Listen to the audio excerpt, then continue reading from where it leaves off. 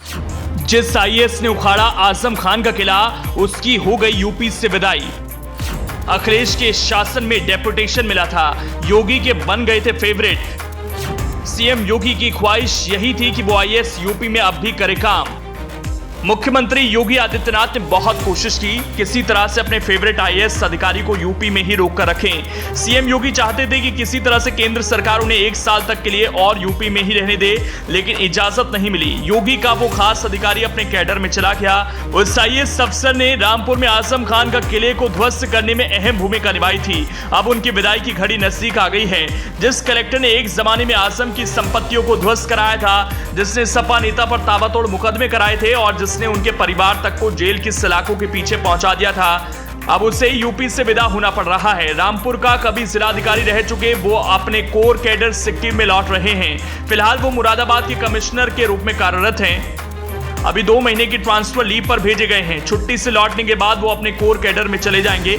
योगी सरकार उनको 1 साल रोकना चाहती थी, पर केंद्र सरकार की तरफ से अनुमति नहीं मिली। मुख्यमंत्री योगी आदित्यनाथ के उस खास आईएएस का नाम आंजनेय सिंह है। आंजनेय सिंह 2005 बैच के सिक्किम कैडर के आईएएस हैं। आंजनेय सिंह को अखिलेश यादव की सरकार में ही यूपी में डेपुटेशन मिला था और वो 16 फरवरी 2015 को इंटर स्टेट डेपुटेशन के नियमों पर यूपी में आए थे।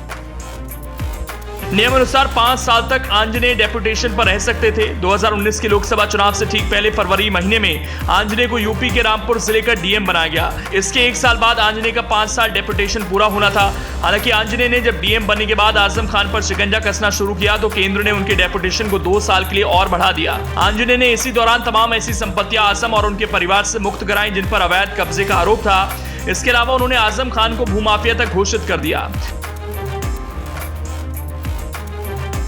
आंजनेय के कलेक्टर रहते आजम खान पर 6 दर्जन मुकदमे दर्ज हुए। इनमें कुछ मामलों में हालत यह हुई कि आजम को जेल और सजा तक का सामना करना पड़ा।